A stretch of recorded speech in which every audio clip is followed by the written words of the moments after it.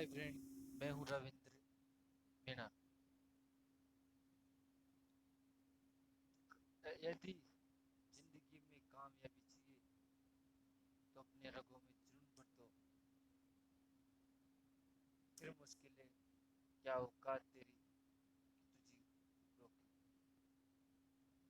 यदि जिंदगी में कामयाबी चाहिए तो अपने अंदर एक जुनून होना चाहिए, एक आग होनी चाहिए अपने लक्ष्य को प्राप्त करने के लिए। यदि तुम्हारे अंदर एक जुनून है, एक आग है, तो कोई भी मुश्किल की हैसियत नहीं होगी कि तुझे रोक सके। इसी वाक्य के साथ हम आगे बढ़ते हैं और आज का वीडियो है राजस्थान के दुर्ग। फ्रेंड्स, यदि आप इस वीडियो को देख रहे हो तो इसको पूरा देखना, तभी आप राजस्थान के सारे महलों के बारे में, दुर्गों के बारे में पता चल पाओ मतलब आप इस वीडियो को पूरा देखोगे तभी आपको दुर्गों की सारी नॉलेज होगी, राजस्थान की सारी दुर्गों की नॉलेज होगी। प्लीज़ संयम बनाए रखना और इसको पूरा देखना। और फिर यदि आपको अच्छा लगे तो सब्सक्राइब करना और शेयर भी करना, नहीं लगे और लाइक भी जरूर कर देना। यदि आपको सही नहीं लगे तो सब्सक्राइब भी मत करना और लाइक की बजाय डिसलाइक कर देना। और इसको प्लीज़ पूरा देखना।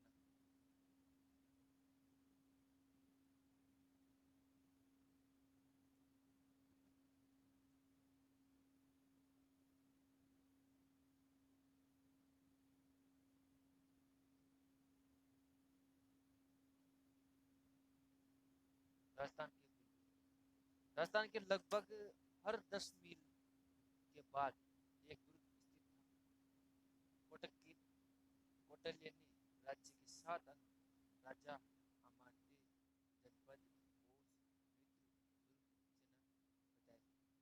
अर्थात इन 7 चीजों के होने पर ही कोई राजा राज्य कर सकता है या राजा खड़ा सकता है।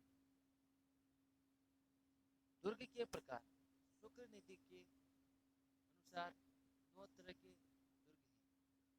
एक है एरण दुर्ग, पारित दुर्ग, पारित दुर्ग, पारिक दुर्ग, पारित दुर्ग, वन दुर्ग, जल दुर्ग, दानव दुर्ग, गिरि दुर्ग, सैन्य दुर्ग, सहाय दुर्ग। एरण दुर्ग वो होता है जो चारों ओर खाई से, कांटों से, पत्थरों से एवं दुर्गम रास्तों से घिरा हुआ हो, अर्थात जिस तक पहुंचना कठिन हो, जैसे अलवर का लोहागढ़।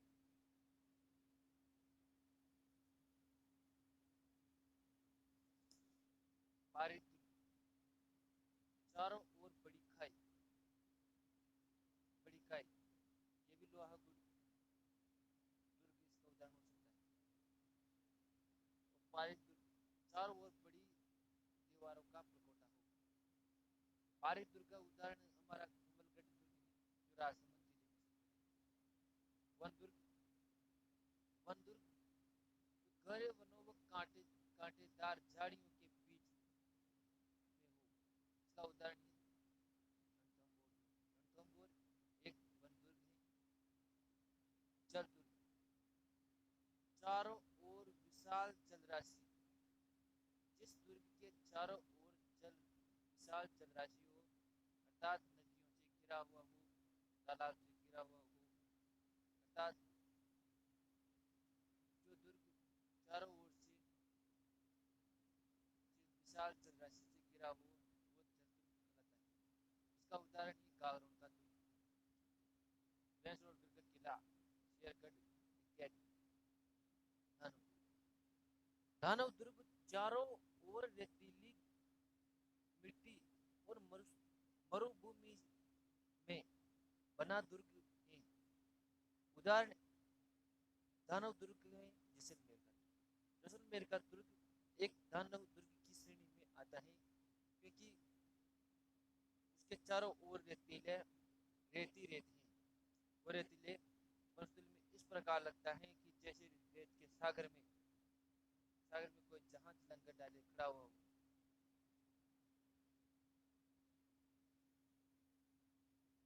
ये दुर्ग ऊंची पहाड़ियों पर बना दुर्ग होता है। उदाहरण चित्तौड़गढ़ का दुर्ग, कुंभलगढ़ दुर्ग, मेहरानगढ़ का दुर्ग इत्यादि। सैन्य दुर्ग, सैन्य दुर्ग जिसकी व्यू रचना चतुर सैनिकों से अभेद हो, अर्थात जिस जिस दुर्ग में की व्यू रचना चतुर सैनिकों से अभेद हो, यानी जिसमें चारों तरफ सैनिक हो, मतलब सैनिक व्यू रचना के आधार पर बना हुआ दुर्ग सैन्य दुर्ग में आता है। इसका उदाहरण है हमारा कुंभलगढ़ का दुर्ग, हमारा रणथंभौर दुर्ग सभी रणथंभौर नहीं सॉरी चित्तौड़गढ़ का दुर्ग, चित्तौड़गढ़ का दुर्ग सभी श्रेणी में आता है, सिर्फ इसको छोड़ के दानव दुर्ग की कैटेगरी को छोड़ के सभी कैटेगरी में आता है चित्तौड़गढ़ का दुर्ग।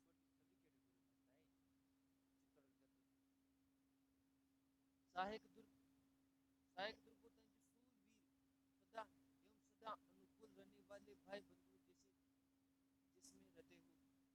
सहायक दुर्ग का उदाहरण हमारा चित्तौड़गढ़ का दुर्ग ले सकता है। गागरोन का किला, गागरोन का किला वर्तमान झालावाड़ जिले में स्थित है। काली सिंह आबू नदियों के किनारे स्थित है।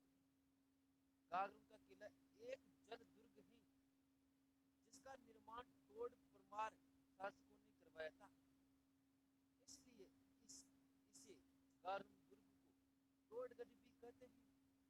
इसे धूलरगढ़ भी कहते हैं। देवेंद्र सिंह खिची ने बज, बज, बजिल देव तोड़ को हराकर इस पर अधिकार कर लिया था।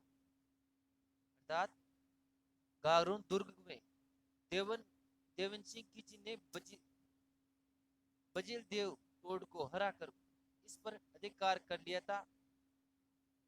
चौहान कुल कल्पद्रुम के अनुसार बताई गई ये बात कि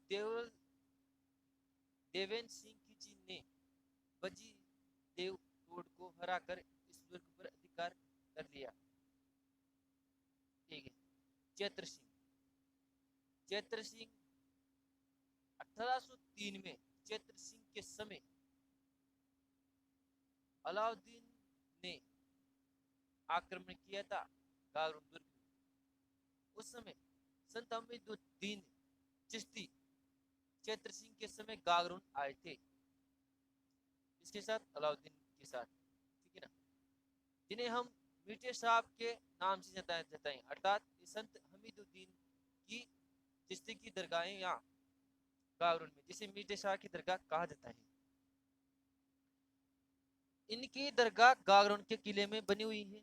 तो ये किला संत हमीदुद्दीन चिश्ती की जो दरगाह है, इसको मीठे साहब की दरगाह कहते हैं। ये गागरोन दुर्ग के अंदर बनी हुई है। प्रताप सिंह, प्रताप सिंह इन्हें हम संत पीर के नाम से जानते हैं। प्रताप सिंह को हम किसके नाम से जानते हैं? संत पीपा के नाम से जानते हैं। प्रताप सिंह को हम संत पीपा के नाम से जानते हैं। इनके समय में फिरोज तुगलक ने गागरोन पर विफल आक्रमण किया था। प्रताप सिंह इन्हें हम संत पीपा के नाम से जानते हैं।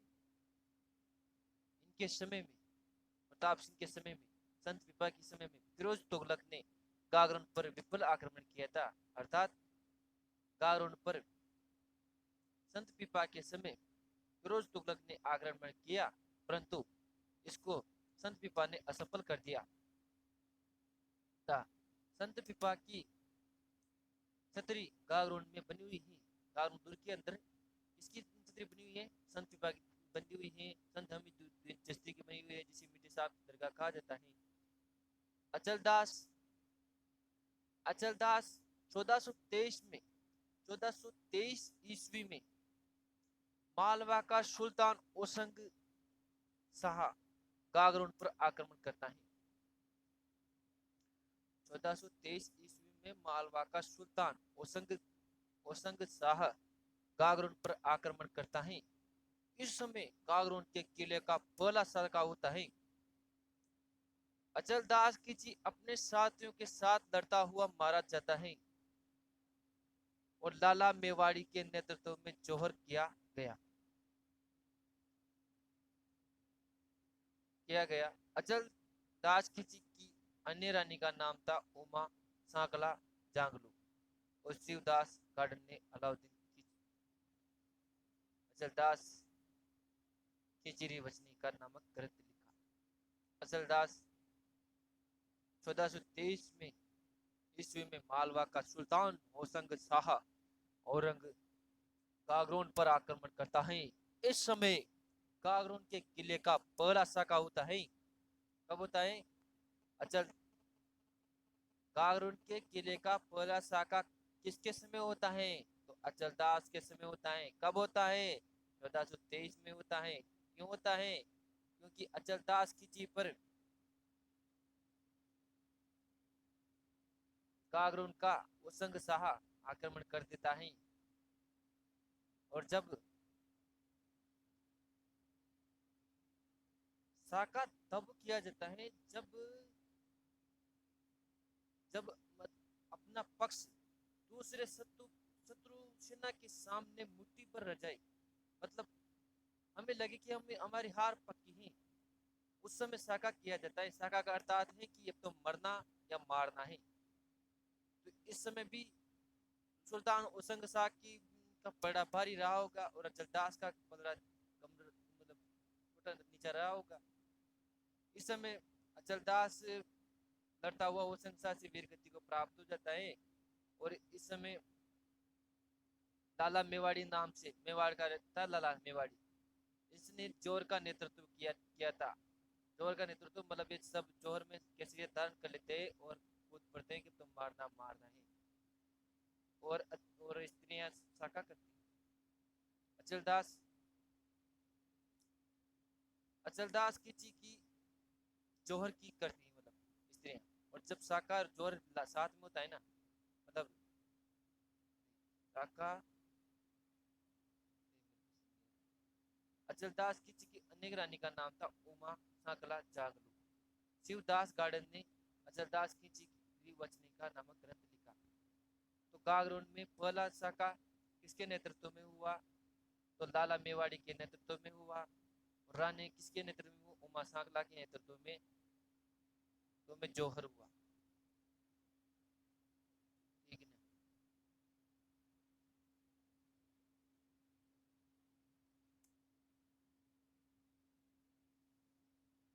ये बात शिव गार्डन ने अचलदास की वचनी का नामक ग्रंथ की रचना की। पलहन सिंह अचलदास का बेटा और कुंभा का भांजा था। पलहन सिंह अचलदास का बेटा और कुंभा का कौन था? भांजा था भैया। पलहन सिंह अचलदास का तो बेटा था और कुंभा का भांजा था। अचलदास इसके जीजा जी थे कुंभा के। 1444 में मालवा का सुल्तान मोहम्मद खिलजी गागरोन पर आक्रमण करता है। कुंभा अपने सेना नायक धीरज दवे को भेजकर पालहन सिंह की सहायता करता है। करेगा यार, अपनी भांजा की सहायता करेगा। इस समय गागरोन के किले का दूसरा साका होता है और महाराणा संगा मेवाड़ के गागरोन का किला अपने मित्र मेदिनी राय चंदेरी को दे दिया था।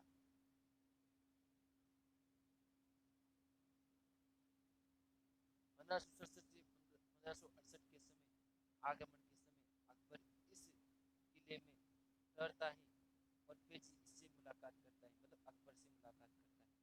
कारून दुर्ग में 1567 से 68 के जो चित्तौड़ में जो आक्रमण किया था ना, उसमें इस समय कारून दुर्ग में ठहरा था अकबर, और इस समय पेजी साहब आके उनसे मुलाकात की। बाद में अकबर ने ये किला, कारून का किला, पृथ्वीराज राठौड़ को दे दिया। पृथ्वीराज राठौड़ ने इस किले में बेली किस्मत रचना की।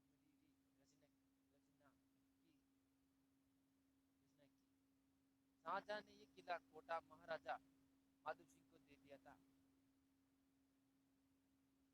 कौन सा किला?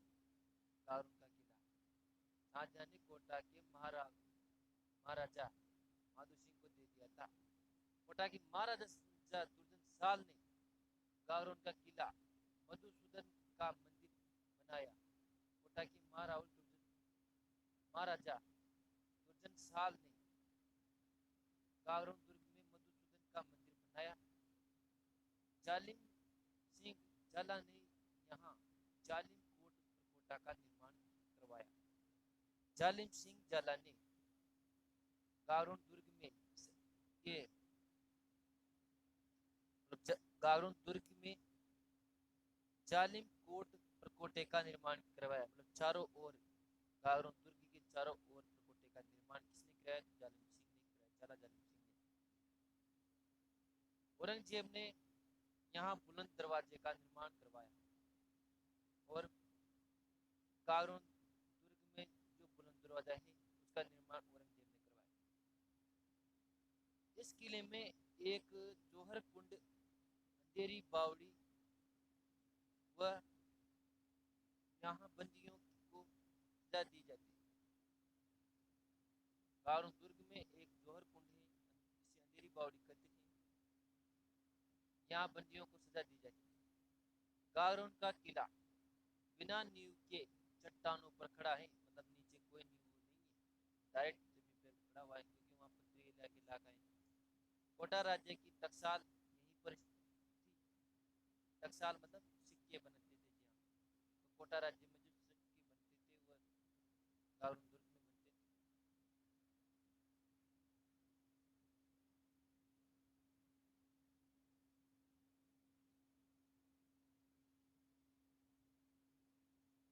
चित्तौड़ का किला दुर्गों का सिर मोर, दुर्गों का तीर्थ स्थल, राजस्थान का गौरव।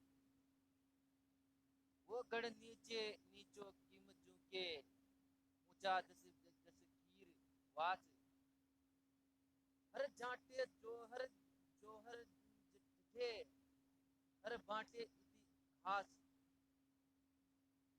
इस किले का चित्रांगद मौर्य ने चित्तौड़गढ़ किले का किया था। कुमारपाल प्रबंधन के अनुसार चित्तौड़गढ़ किले का निर्माण चित्रांगद मौर्य ने करवाया था। अब आगे की पार्ट में बढ़ते हैं यार, बड़ा हो जाएगा नहीं तो, प्लीज अगर आपको अच्छा लगे तो इसको सब्सक्राइब करें और लाइक करें।